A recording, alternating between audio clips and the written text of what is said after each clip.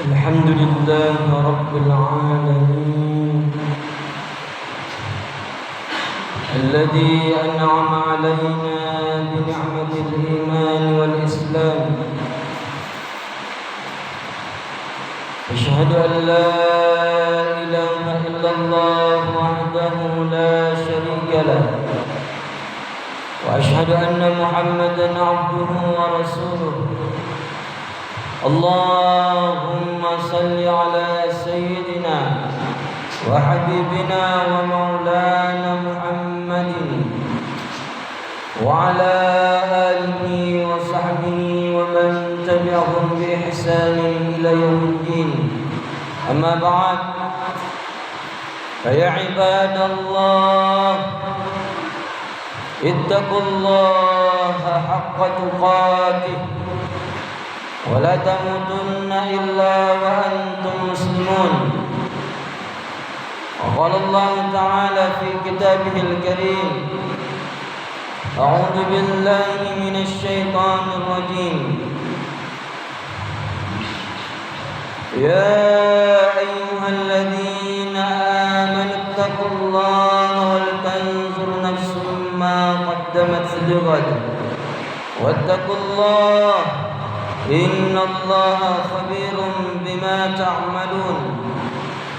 وقال الله تعالى في آية أخرى: يا أيها الذين آمنوا اتقوا الله وقولوا قولا سديدا يصلح لكم أعمالكم ويغفر لكم ذنوبكم ومن يطع الله ورسوله فقد فاز فوزا عظيما. صدق الله العظيم وبلغ رسوله الكريم ونحن على ذلك من الشاهدين والشاكرين والحمد لله رب العالمين. Hadirin jamaah Jumat yang insyaallah dirahmati dan dicintai oleh Allah Subhanahu wa taala. Ramadan sudah pergi meninggalkan kita. Ramadan sudah melaporkan seluruh amal ibadah yang telah kita kerjakan selama kurang lebih 1 bulan lamanya. Maka alangkah beruntungnya hamba-hamba Allah yang mana dengan kehadiran bulan Ramadan dia mempergunakan waktunya untuk memperbanyak ibadah-ibadah di dalamnya.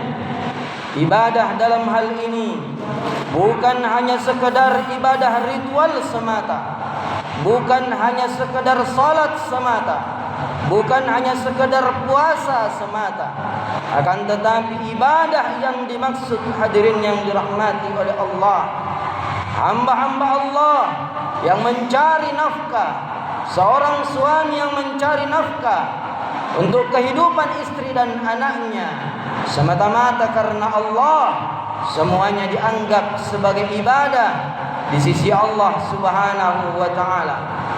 Man shama Ramadhana imanan wa ihtisaban ghufira lahu ma taqaddama min dhanbi wa man qama Ramadhana imanan wa ihtisaban ghufira lahu ma taqaddama min dhanbi. Barang siapa yang berpuasa di bulan Ramadan dan mengisi hari-harinya dengan ibadah, menghidupkan malam-malam Ramadan dengan ibadah semata-mata iman karena mengharapkan rahmat dan kecintaan Allah, ghufira lahu ma taqaddama min dhanbi, maka diampunkan seluruh dosa-dosanya di masa lalu. Maka beruntunglah manusia yang memasuki Ramadan dengan segenap lumuran dosa, akan tetapi keluar darinya putih bersih seperti seorang anak yang baru dilahirkan dari rahim ibunya. Kan tetapi alangkah celakanya kita manakala diberikan umur panjang oleh Allah, berjumpa dengan Ramadan, tapi sedikit pun tidak ada ibadah, sedikit pun tidak ada gairah untuk meraih kemuliaan demi kemuliaan yang ada di bulan Ramadan, maka sungguh celaka kita. Malaikat Jibril pernah datang menghadap kepada Rasulullah lalu kemudian berkata, "Ya Muhammad, man adraka Ramadan walam yughfar lahu fab'udahu Allah."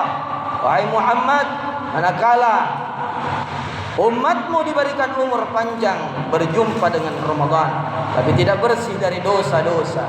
Fab'udahullah, maka semoga ia dijauhkan dari rahmat dan kasih sayang Allah Subhanahu wa ta'ala. Kalau rahmat dan cinta Allah jauh dari kita, maka seluruh keberkahan di bumi maupun di langit sudah tertutup. Lalu kalau seperti itu, di bumi mana tempat kita berpijak? Dan kepada Tuhan siapa lagi tempat kita meminta? Hadirin jamaah Jumat yang insyaallah dirahmati dan dicintai Allah.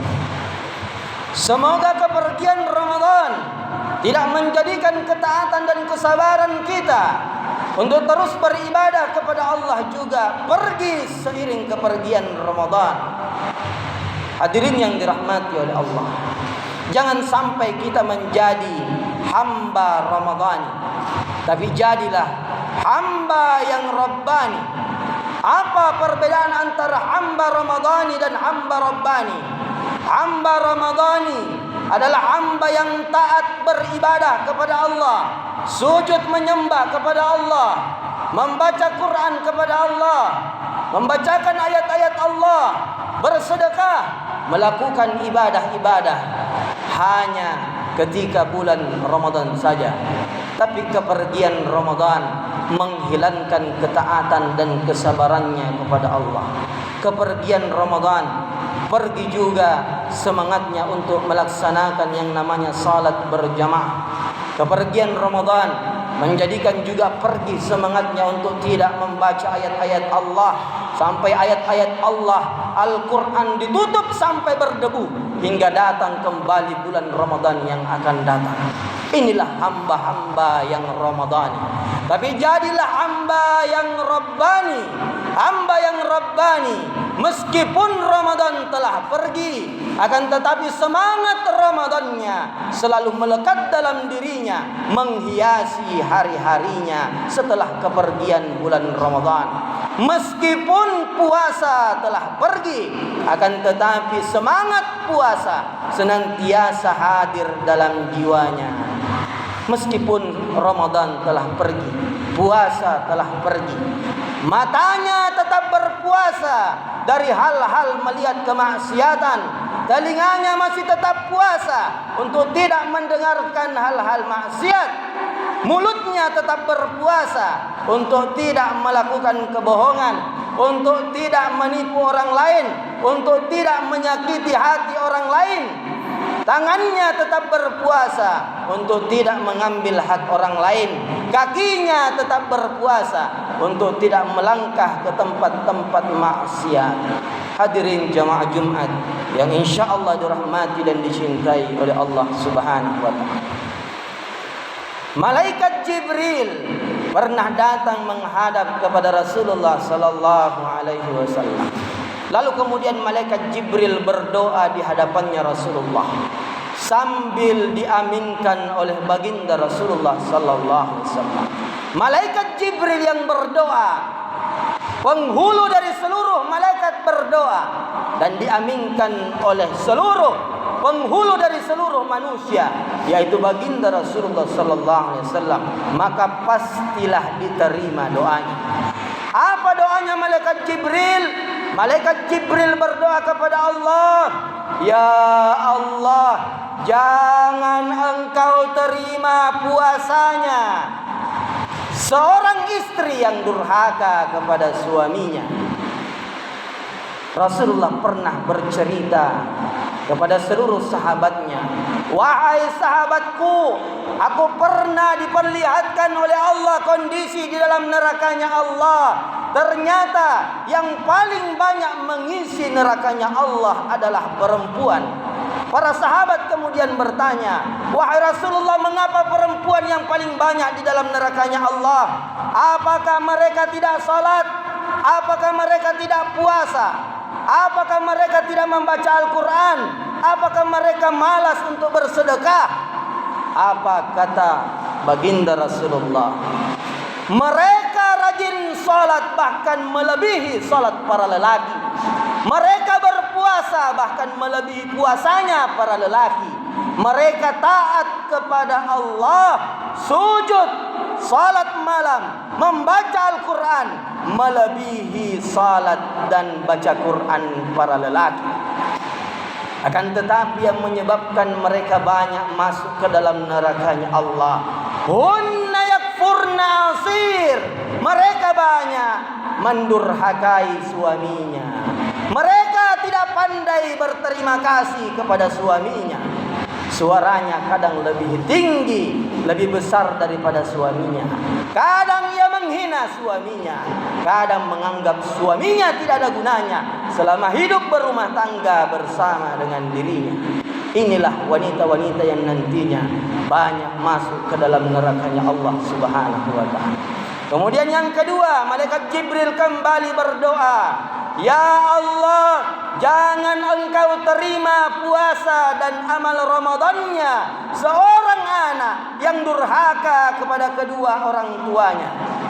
Hadirin yang insya Allah dirahmati dan dicintai Allah, meskipun kita banyak melakukan kebajikan-kebajikan, salat, puasa, zakat, sedekah, tapi kita durhaka kepada orang tua kita, maka amal ibadah puasa kita terhalang karena kedurhakaan kita kepada kedua orang tua kita. Ridallah fi ridal walidain wa sukhtullah fi sukhtil walidain. Cintanya Allah terletak pada cinta kedua orang tua kita. Wa sukhtullah fi sukhtil walidain, dan kebenciannya Allah terletak pada kebencian orang tuamu. Banyak sekarang anak-anak yang tidak segan-segan membantah perintah orang tuanya, memaki orang tuanya, memarahi orang tuanya.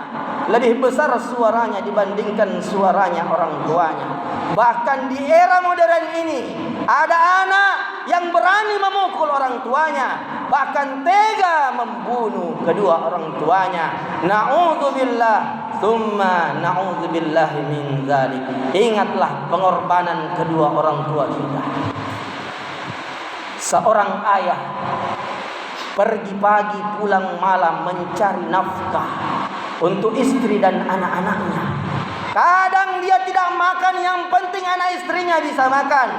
Kadang dia tidak tidur, yang penting anak istrinya bisa tidur dengan nyenyak. Kadang tidak pulang ke rumah, hadirin yang dirahmati oleh Allah, demi untuk mencari sesuap nasi dan menafkahi istri dan anak-anaknya. Demikian pula pengorbanan seorang ibu. 9 bulan kita berada dalam rahimnya. Kadang tak enak makannya, kita berada dalam rahimnya. Tidak enak tidurnya karena kita berada dalam rahimnya. Kadang sakit seluruh tubuhnya karena kita berada dalam rahimnya. Dan puncak sakit dan penderitaan seorang ibu ketika hendak melahirkan anaknya, bercucuran keringatnya, bercucuran air matanya, menahan sakit. Ketika dikasih pilihan antara keselamatan dirinya dan keselamatan anaknya, seorang ibu akan tegak bermohon kepada Allah, ya Allah, aku rela engkau cabut nyawaku, yang penting anakku bisa lahir dengan selamat, bisa menikmati indahnya dunia ini. Hadirin yang insya Allah dirahmati dan dicintai oleh Allah Subhanahu wa ta'ala, mari kita belajar pada kehidupan Uwais Al-Qarni. Uwais Al-Qarni hidup di zaman Rasulullah sallallahu alaihi wasallam, tapi tidak pernah berjumpa dengan Rasulullah. Rindu ingin berjumpa dengan Rasulullah, akan tetapi ada seorang ibunya yang dijaga. Ibunya yang lagi lumpuh dan buta harus dijaga, sehingga menghalangi dirinya untuk berjumpa dengan baginda Rasulullah sallallahu alaihi wasallam. Akan tetapi dalam hadis Rasulullah dikatakan bahwa Uwais Al-Qarni adalah sosok manusia yang ketika dia berdoa, bergetar penduduk langit mendengarkan doa-doanya Uwais Al-Qarni. Kenapa? Karena bakti yang terlalu tinggi kepada kedua orang tuanya, utamanya kepada ibunda tercinta. Suatu ketika ibunda tercinta berkata kepada Uwais, wahai anakku Uwais, rasa-rasanya sudah tidak lama lagi ajal akan menjemput ibu. Akan tetapi ada cita-cita dan keinginan ibu. Ibu ingin datang berziarah ke kota Mekah. Ibu ingin melaksanakan ibadah haji, wahai anakku. Uwais yang miskin, tidak punya apa-apa, hanya seorang pengembala sapi.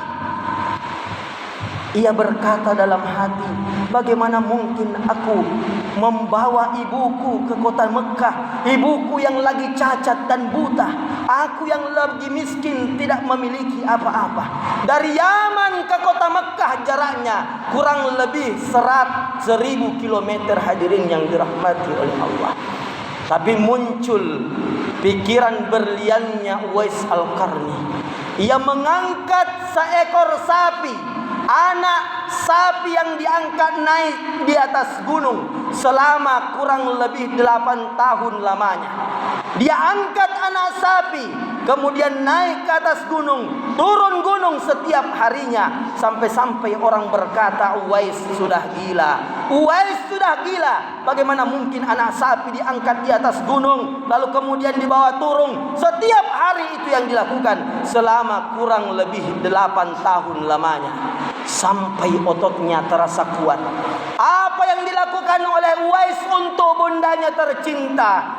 Dia mengangkat dan menggendong bundanya dari Yaman ke kota Mekah, hadirin yang dirahmati oleh Allah. Jaraknya 1.000 kilometer. Dia angkat, dia gendong ibundanya untuk melaksanakan yang namanya ibadah haji. Pergi diangkat, tawaf ke Baitullah diangkat, kemudian pulang kembali diangkat bundanya, hadirin yang dirahmati oleh Allah. Sampai dia berjumpa dengan sahabat Rasulullah sallallahu alaihi wasallam, yaitu Abdullah ibn Umar. Uwais bertanya, wahai Abdullah ibn Umar, aku menggendong ibuku dari Yaman ke kota Mekah. Apakah itu sudah membalas jasa-jasaku, jasa-jasanya ibuku kepadaku, wahai Abdullah ibn Umar? Apa kata Abdullah ibn Umar? Setetes air susu ibumu dan hembusan nafas ibumu ketika melahirkan engkau belum sebanding dengan jasa-jasamu mengangkat dan menggendong ibumu dari Yaman ke kota Mekah. Hadirin yang dirahmati oleh Allah, itulah maknanya bahwa sampai kapanpun kita seorang anak tidak akan mampu membalas jasa-jasa ibu bapak kita.